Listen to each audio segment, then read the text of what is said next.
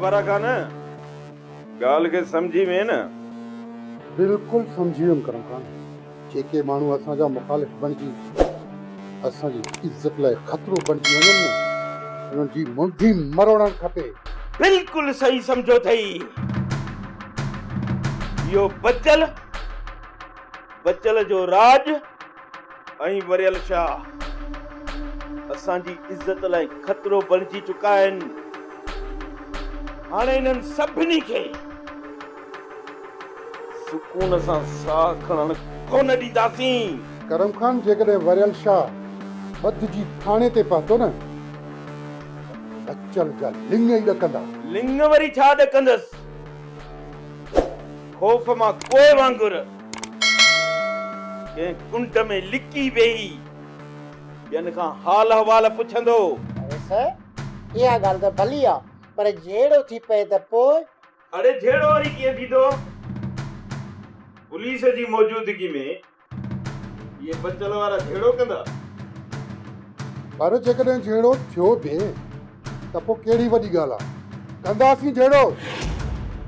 असीं को हथे ख़ाली हूंदासीं छा या असांजा हथ ॿधल हूंदा? ख़बर आहे कान अॼु तुंहिंजो इम्तिहान आहे। जीअं तोखे सम्झायो अथमि न तीअं ई करे ॾेखार। असां त तयारु वेठा आहियूं करम खान। रुगो पार वारा हमरा पुॼनि। वैसे हमरान के फोन करे छॾी आहे। हमरा ॼाण पतण पार करे आया। तो कोई घुरा सभिनी खे दरिया पार करे पके ते हलिया वञो।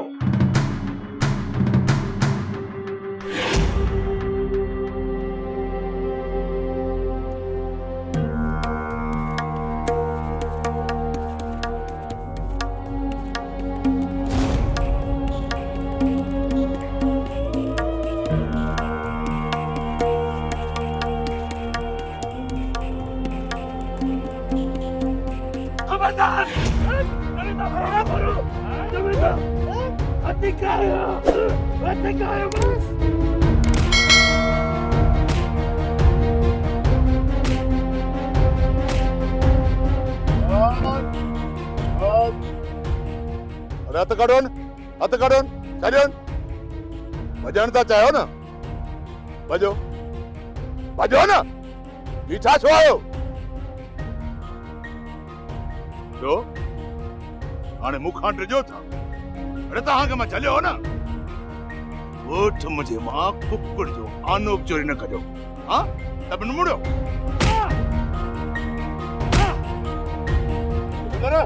वञो सो खणिया केसता जो कादो इनके पुत्र दा बदो।